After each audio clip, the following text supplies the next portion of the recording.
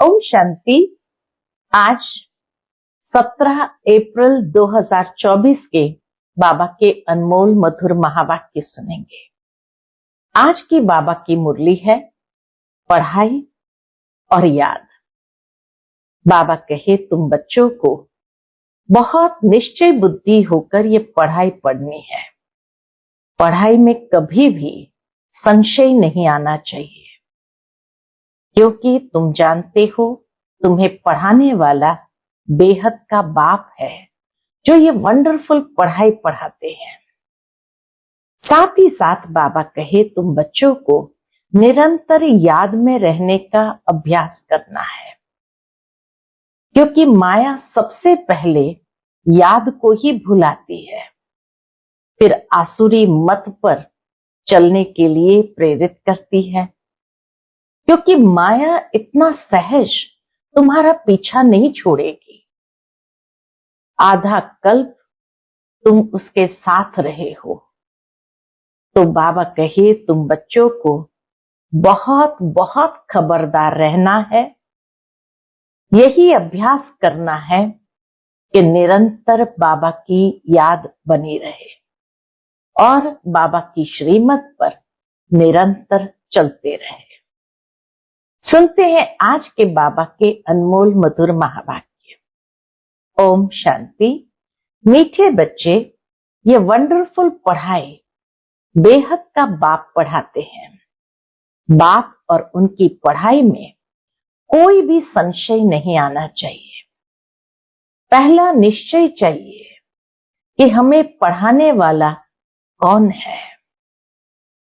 आज की मुरली से प्रश्न है, तुम बच्चों को निरंतर याद की यात्रा में रहने की श्रीमत क्यों मिली है?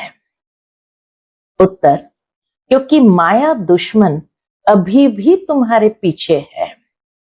जिसने तुमको गिराया है अभी वह तुम्हारा पीछा नहीं छोड़ेगा, इसलिए गफलत नहीं करना है। भल तुम संगम युग पर हो, परंतु आधा कल्प उसके रहे हो। बाबा कहे द्वापर से लेकर अंत तक उसके रहे हो, इसलिए जल्दी नहीं छोड़ेगा। याद भूली और माया ने विक्रम कराया, इसलिए खबरदार रहना है। आसुरी मत पर नहीं चलना है। ओम शांति। अभी बच्चे भी है, बाबा भी है। बाबा अनेक बच्चों को कहेंगे, क्या कहेंगे? ओ बेटे। बाबा अनेक बच्चों को कहेंगे ओ बेटे। सभी बच्चे फिर कहेंगे ओ बाबा। बच्चे हैं बहुत, तुम समझते हो यह ज्ञान हम आत्माओं के लिए ही है। एक बाप के कितने ढेर बच्चे हैं। बच्चे जानते हैं बाप पढ़ाने आए हैं। वो पहले पहले बाबा है, फिर टीचर है, फिर गुरु है। तीनों ही एक में समाया हुआ है। पहले पहले बाबा है, फिर टीचर है, फिर गुरु है। अब बाप तो बाप ही है, फिर पावन बनाने के लिए याद की यात्रा सिखलाते हैं। और यह भी बच्चे समझते हैं कि यह पढ़ाई वंडरफुल है। तो बाप भी है, फिर सतगुरु के रूप में पावन बनाते हैं, याद की यात्रा सिखलाते हैं, फिर टीचर बन करके यह वंडरफुल पढ़ाई पढ़ाते हैं। ड्रामा के आदि मध्य अंत का राज बाप के सिवाय कोई बता न सके, इसलिए उनको बेहद का बाप कहा जाता है। यह निश्चय तो बच्चों को जरूर बैठता है कि बाबा ही हमारा बाप, टीचर, सतगुरु है। तो बाबा कहे ये निश्चय तो बच्चों को जरूर बैठता है, इसमें संशय की बात उठ न सके। इतनी बेहद की पढ़ाई बेहद के बाप के सिवाय तो कोई पढ़ा न सके। बुलाते भी है कि बाबा आओ, हमको पावन दुनिया में ले चलो, क्योंकि यह है पतित दुनिया। पावन दुनिया में ले जाते हैं बाप। पतित पावन है तो पावन दुनिया में ले जाते हैं पावन बनाकर। वहां थोड़ी कहेंगे बाबा आओ पावन दुनिया में ले चलो, है ही पावन दुनिया, तो वहां थोड़ी कहेंगे। बच्चे जानते हैं हम आत्माओं का वह बाप है, तो देह का भान टूट जाता है। आत्मा कहती है वह हमारा बाप है। अब यह तो निश्चय रहना चाहिए, बरोबर बाप के बिगर कोई इतनी नॉलेज दे नहीं सकता। पहले तो यह निश्चय बुद्धि चाहिए, सबसे पहले तो निश्चय बुद्धि चाहिए। निश्चय भी आत्मा को बुद्धि में होता है। आत्मा को यह ज्ञान मिलता है हमारा ये बाबा है। ये बहुत पक्का निश्चय बच्चों को होना चाहिए। मुख से कहना कुछ भी नहीं है। हम आत्मा एक शरीर छोड़ दूसरा लेती है। आत्मा में ही सब संस्कार है। अब तुम जानते हो बाबा आया हुआ है, हमको ऐसा पढ़ाते हैं, कर्म सिखलाते हैं, जो हम इस दुनिया में अभी आएंगे नहीं। बाबा आकर ऐसा कर्म सिखाते हैं जो वापस इस दुनिया में आना नहीं है। वह मनुष्य तो समझते हैं इस दुनिया में आना है, तुम ऐसे नहीं समझते हो। तुम यह अमर कथा सुन अमरपुरी में जाते हो। अमरपुरी अर्थात जहां सदा अमर रहे। सतयुग त्रेता है अमरपुरी। बच्चों को कितनी खुशी होनी चाहिए। सतयुग त्रेता है अमरपुरी अर्थात वहां कभी भी अकाली मृत्यु नहीं होती है। तो बच्चों को कितनी खुशी होनी चाहिए। ये पढ़ाई सिवाय बाप के और कोई पढ़ा न सके। बाप हमको पढ़ाते हैं और जो टीचर्स है वह ऑर्डिनरी मनुष्य है। बाबा से जो पढ़ाई सीखी है वो टीचर्स है सभी ऑर्डिनरी मनुष्य। यहां तुम जिसको पतित पावन दुख हरता सुख करता कहते हो वह बाप अब सन्मुख पढ़ा रहे हैं। सन्मुख होने बिगर राजयोग की पढ़ाई कैसे पढ़ाए। बाप कहते हैं तुम स्वीट बच्चों को यहां पढ़ाने आता हूं, पढ़ाने लिए इनमें प्रवेश करता हूं। बाबा पढ़ाने लिए ही तो ब्रह्मा बाबा में प्रवेश करता है। बरोबर भगवान वाच भी है, तो जरूर उनको शरीर चाहिए, न सिर्फ मुख परंतु सारा शरीर चाहिए। खुद कहते हैं मीठे मीठे रूहानी बच्चों, मैं कल्प कल्प पुरुषोत्तम संगम युगे साधारण तन में आता हूं। बहुत गरीब भी नहीं तो बहुत शाहूकार भी नहीं, साधारण है। यह तो तुम बच्चों को निश्चय होना चाहिए। क्या निश्चय होना चाहिए। वह हमारा बाबा है, हम आत्मा है, हम आत्माओं का बाबा है। सारी दुनिया के जो भी मनुष्य मात्र की आत्माएं हैं उन सब का बाबा है, इसलिए उनको बेहद का बाबा कहा जाता है। शिव जयंती मनाते हैं, उसका भी किसको पता नहीं है। कोई से भी पूछो शिव जयंती कब से मनाई जा रही है तो कहेंगे परंपरा से। वह भी कब से, कोई डेट तो चाहिए ना। ड्रामा तो अनादि है, परंतु एक्टिविटी जो ड्रामा में होती है उनकी तिथि तारीख तो चाहिए ना। ये तो कोई भी जानते नहीं है। हमारा शिव बाबा आते हैं, उस लव से जयंती नहीं मनाते हैं। दुनिया में शिव जयंती जो मनाते हैं वो उस लव से नहीं मनाते हैं कि हमारा शिव बाबा आते हैं। नेहरू की जयंती उस लव से मनाएंगे, आंसू भी आ जाएंगे। शिव जयंती का किसको भी पता ही नहीं है। अभी तुम बच्चे अनुभवी हो। अनेक मनुष्य है जिनको कुछ भी पता नहीं है। कितने मेले लगते हैं, वहां जो जाते हैं वो बता सकते हैं कि सच सच क्या है। जैसे बाबा ने अमरनाथ का भी मिसाल बताया था। वहां जाकर देखा सच सच क्या होता है। दूसरे तो जो औरों द्वारा सुनते हैं वो बतलाते हैं। कोई ने कहा बर्फ का लिंग होता है, कहेंगे सत्य। अभी तुम बच्चों को अनुभव मिला है राइट क्या है, रॉन्ग क्या है। अब तक जो कुछ सुनते पढ़ते आए हैं वह सब है अनराइटियस। गायन भी है ना, झूठी माया झूठी काया झूठा सब संसार। यह है झूठ खंड, वह है सचखंड। सतयुग त्रेता द्वापर पास्ट हो गया, अब कलयुग चल रहा है। यह भी बहुत थोड़े जानते हैं। तुम्हारी बुद्धि में सब ख्यालात रहते हैं। सारी पढ़ाई के सब ख्यालात रहते हैं। बाप के पास सारी नॉलेज है, उनको कहते हैं ज्ञान का सागर।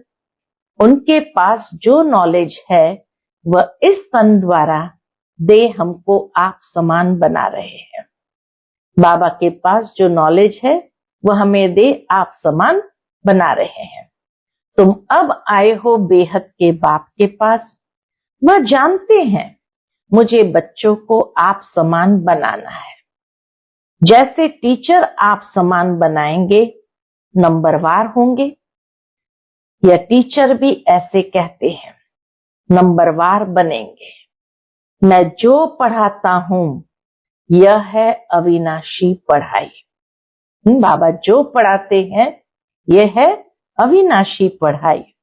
जो जितना पढ़ेंगे वह व्यर्थ नहीं जाएगा। इतनी अनमोल पढ़ाई है तो बाबा कहे व्यर्थ नहीं जाएगा। आगे चल खुद कहेंगे हमने 4 वर्ष पहले 8 वर्ष पहले कोई से ज्ञान सुना था, अब फिर आया हूं। फिर कोई चटक पड़ते हैं, क्षमा तो है, फिर उस पर कोई तो परवाने एकदम फिदा हो जाते, कोई फेरी पहन चले जाते हैं। शुरू में क्षमा पर बहुत परवाने आशिक हो पड़े। ड्रामा प्लान अनुसार भट्ठी बननी थी। कल्प कल्प ऐसा होता आया है। जो कुछ पास्ट हुआ कल्प पहले भी ऐसा हुआ था, आगे फिर भी वही होगा। बाकी ये पक्का निश्चय रखो कि हम आत्मा है। बाप हमको पढ़ाते हैं, इस निश्चय में पक्का रहो। बाबा कहे इस निश्चय में पक्का रहो, भूल न जाओ। ऐसा कोई मनुष्य नहीं होगा जो बाप को बाप न समझे। बल फारगती दे देगा, बल दूर हो जाएगा तो भी समझेगा हमने बाप को फारगती दी। ये तो बेहद का बाप है, उनको तो हम कभी भी नहीं छोड़ेंगे, अंत तक साथ रहेंगे। ये बाप तो सबकी सदगति करने वाला है। 5000 वर्ष के बाद आते हैं, 5000 वर्ष के बाद आते हैं, तो ऐसे बाप को कभी भी नहीं छोड़ेंगे। यह भी समझते हो सतयुग में बहुत थोड़े मनुष्य होते हैं, बाकी सब शांति धाम में रहते हैं। ये नॉलेज भी बाप ही सुनाते हैं और कोई सुना न सके। किसकी बुद्धि में बैठ न सके। तुम आत्माओं का वह बाप है, वह चैतन्य बीज रूप है। क्या नॉलेज देंगे? जरूर है बीज रूप है तो सृष्टि रूपी झाड़ की नॉलेज देंगे।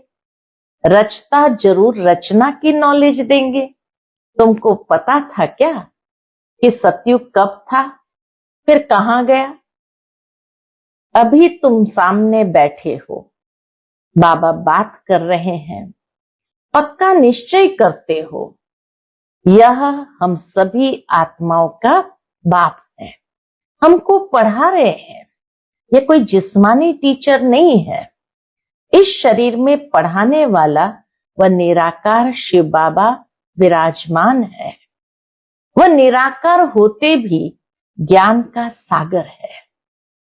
शिव बाबा निराकार होते भी ज्ञान का सागर है। मनुष्य तो कह देते उनका कोई आकार नहीं, महिमा भी गाते हैं ज्ञान का सागर, सुख का सागर, परंतु समझते नहीं है। ड्रामा अनुसार बहुत दूर चले गए हैं, बाप से बिछड़ करके बहुत दूर चले गए हैं। बाबा बहुत नजदीक ले आते हैं, परिचय दे करके, ज्ञान सुना सुना करके बाबा बहुत नजदीक ले आते हैं। ये तो 5000 वर्ष की बात है। तुम समझते हो, हर 5000 वर्ष बाद हमको पढ़ाने आते हैं। ये नॉलेज और कोई से मिल न सके, ये नॉलेज है ही नई दुनिया के लिए। कोई मनुष्य दे न सके, क्योंकि तमो प्रधान है। वह किसको सतो प्रधान बना न सके, वह तो तमो प्रधान बनते ही जाते हैं। तुम अभी जानते हो, बाबा हमको इनमें प्रवेश करके बता रहे हैं। और फिर बाप कहते, बच्चे गफलत नहीं करना, दुश्मन अभी भी तुम्हारे पीछे है। हाँ, सावधान करते हैं बच्चों को कि बच्चे गफलत नहीं करना, क्योंकि दुश्मन अभी भी तुम्हारे पीछे है। जिसने ही तुमको गिराया है, तो ये रियलाइजेशन भी बाबा हमें दे रहे हैं, वह अब भी तुम्हारा पीछा नहीं छोड़ेंगे। बल तुम संगम युग पर हो, परंतु आधा कल तुम उनके रहे हो, तो वह जल्दी नहीं छोड़ेंगे। खबरदार नहीं रहेंगे, याद नहीं करेंगे, तो फिर और ही विकर्म करा देंगे। फिर कुछ न कुछ चमाट लगती रहेगी। अभी तो देखो, मनुष्य ने अपने को आपे ही चमाट मारी है। क्या क्या कह देते हैं, क्या क्या कह देते, शिव शंकर इकट्ठा कह देते। उनका ऑक्यूपेशन क्या है, उनका क्या है, शिव बाबा का ऑक्यूपेशन क्या है, शंकर का ऑक्यूपेशन क्या है, कितना फर्क है। शिव तो है ही ऊंच ते ऊंच भगवान, कल्याणकारी, शंकर देवता। फिर शिव शंकर इकट्ठे कैसे कह देते, पार्ट ही दोनों का अलग अलग है। यहां भी बहुतों के ऐसे ऐसे नाम है, राधे कृष्ण डबल नाम, लक्ष्मी नारायण, शिव शंकर, दोनों नाम स्वयं पर रख दिए हैं। तो बच्चे समझते हैं, इस समय तक जो बाप ने समझाया है वह फिर रिपीट होगा। सब कुछ रिपीट होगा, बाकी थोड़े रोज है। बाप बैठ थोड़ी जाएंगे, बाप बैठ थोड़ी जाएंगे। बच्चे नंबरवार पढ़कर पूरे कर्मातीत बन जाएंगे। ड्रामा अनुसार माला भी बन जाएगी। कौन सी माला? सब आत्माओं की माला बन जाएगी। तब फिर वापस जाएंगे। माला नंबर 1 तो तुम्हारी है। शिव बाबा की माला तो बड़ी लंबी है, एक है रुंड माला, एक है रुद्र माला। तो बाबा कहे, शिव बाबा की माला तो बड़ी लंबी है, वहां से नंबरवार आएंगे पाठ बजाने। तुम सब बाबा बाबा कहते हो, सब एक माला के दाने हो। सबको विष्णु की माला का दाना नहीं कहेंगे, विष्णु की माला का दाना तो थोड़े हैं। यह बाप बैठ पढ़ाते हैं। सूर्यवंशी बनना ही है। सूर्यवंशी चंद्रवंशी जो पास्ट हो गए वो फिर बनेंगे। यह मर्तबा मिलता ही है पढ़ाई से। दैवी घराने में मर्तबा मिलता ही है पढ़ाई से। बाप की पढ़ाई बिगर यह मर्तबा मिल न सके। चित्र भी है, लेकिन कोई भी ऐसी एक्टिविटी नहीं करते हैं कि हम यह बन सकते हैं। कथा भी सत्यनारायण की सुनते हैं। गरुड़ पुराण में सब ऐसी बातें हैं जो मनुष्य को सुनाते हैं। बाप कहते हैं ये विषय वैतरणी नदी रौरो नरक है। खास भारत को कहेंगे। बृहस्पति की दशा भी भारत पर बैठी है। वृक्षपति भी भारतवासियों को ही पढ़ाते हैं। बेहद का बाप बैठ बेहद की बातें समझाते हैं। दशा बैठती है, राहु की भी दशा है, इसलिए कहते हैं दे दान तो छूटे ग्रहण। बाप भी कहते हैं इस कलयुग अंत में राहु की दशा सब पर बैठी है। अब मैं वृक्षपति आया हूं भारत पर बृहस्पति की दशा बिठाने। बाबा आया है भारत पर बृहस्पति की दशा बिठाने। सतयुग में बृहस्पति की दशा भारत पर थी, अब है राहु की दशा। यह बेहद की बात है, यह कोई शास्त्र आदि में नहीं है। यह मैगजीन आदि भी उन्हें समझ में आएगी जो पहले कुछ न कुछ समझे हुए होंगे, कोर्स किया होगा, समझे हुए होंगे, तो मैगजीन के अंदर जो बातें हैं वो अच्छी तरह से समझ सकेंगे। मैगजीन पढ़ने से वह फिर जास्ती समझने के लिए भागेंगे, बाकी तो कुछ नहीं समझेंगे। जो थोड़ा पढ़कर फिर छोड़ देते हैं तो थोड़ा भी उनमें ज्ञान दृत डालने से फिर सुजाग हो पड़ते हैं। ज्ञान को दृत भी कहा जाता है। बुझाए हुए दीपक में बाप आकर ज्ञान दृत डाल रहे हैं। कहते हैं बच्चे माया के तूफान आएंगे, दीवे को बुझा देंगे। कितना सावधान बाबा करते हैं कि माया के तूफान आएंगे, दीवे को बुझा देंगे। क्षमा पर परवाने कोई तो जल मरते हैं, कोई फेरी पहन चले जाते हैं। वही बात अभी प्रैक्टिकल में चल रही है। नंबरवार सब परवाने हैं। पहले पहले एकदम घर बार छोड़ आए परवाने बने। जैसे एकदम लॉटरी मिल गई, ऐसे एकदम भाग करके बाबा के पास आए। जो कुछ पास्ट हुआ तुम फिर ऐसे ही करेंगे, भले चले गए ऐसे मत समझना स्वर्ग में नहीं आएंगे। परवाने बने, आशिक हुए, फिर माया ने हरा दिया तो पद भी कम पाएंगे। नंबरवार तो होते ही है और सत्संगों में कोई की भी बुद्धि में नहीं होगा, तुम्हारी बुद्धि में है।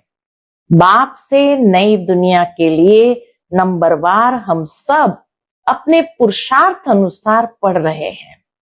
हम बेहद के बाप के सन्मुख बैठे हैं। यह भी जानते हो वह आत्मा देखने में नहीं आती, वह तो अव्यक्त चीज है, उनको दिव्य दृष्टि द्वारा ही देखा जाता है। हम आत्मा भी छोटी बिंदी है, परंतु देह अभिमान छोड़ अपने को आत्मा समझना है। यह है ऊंची पढ़ाई। बार बार वो आत्म स्वरूप भूल जाता है, इसलिए बाबा कहे बार बार अपने को आत्मा समझो। यह है ऊंची पढ़ाई। उस पढ़ाई में भी जो सब्जेक्ट डिफिकल्ट होते हैं उसमें फेल होते हैं। यह सब्जेक्ट तो बहुत सहज है, परंतु कईयों को डिफिकल्ट फील होते हैं। अब तुम समझते हो शिव बाबा सामने बैठे हैं, तुम भी निराकार आत्माएं हो, परंतु शरीर के साथ हो। ये सब बातें बेहद का बाप ही सुनाते हैं और कोई सुना न सके, फिर क्या करेंगे? उनको थैंक्स देंगे? शिव बाबा ही इतनी बातें हमें सुनाते हैं, तो बाबा कहे तुम क्या करेंगे? उनको थैंक्स देंगे? नहीं। बाबा कहते हैं यह अनादि ड्रामा बना हुआ है। कितना बाबा निरहंकारी है। बाबा कहते यह अनादि ड्रामा बना हुआ है, मैं कोई नई बात नहीं करता हूं, ड्रामा अनुसार तुमको पढ़ाता हूं। थैंक्स तो भक्ति मार्ग में देते हैं। टीचर कहेंगे स्टूडेंट अच्छी रीति पढ़ते हैं तो हमारा नाम बाला होगा, स्टूडेंट को थैंक्स दी जाती है। कितना निरहंकारी बाबा अपने को थैंक्स के लिए मना कर देते हैं और कहते हैं तुम अच्छा पढ़ते हो तो टीचर का नाम बाला होता है, तो इसीलिए ऐसे स्टूडेंट्स को बाबा थैंक्स देते हैं। जो अच्छी रीति पढ़ते हैं, पढ़ाते हैं, उनको थैंक्स दी जाती है। स्टूडेंट फिर टीचर को थैंक्स देंगे।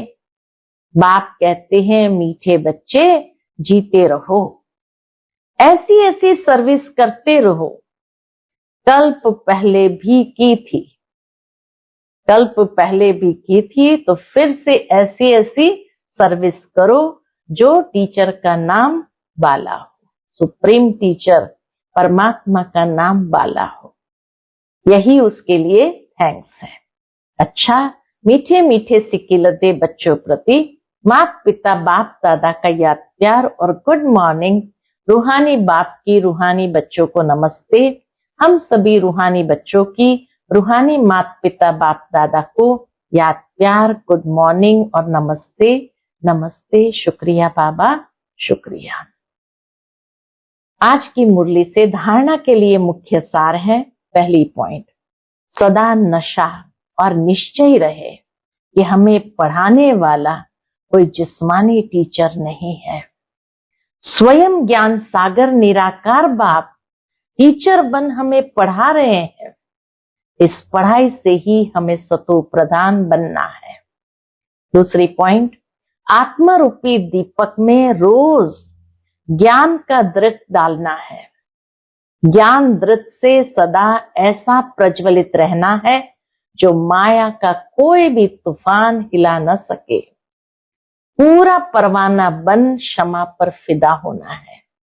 पूरा परवाना बन क्षमा पर फिदा होना है। आज का बाप दादा का मधुर वरदान हम बच्चों के प्रति है। सदा एक बाप के स्नेह में समाई हुई सहयोगी सुसहज योगी आत्मा भव। सदा एक बाप के स्नेह में समाई हुई सहयोगी सुसहज योगी आत्मा भव।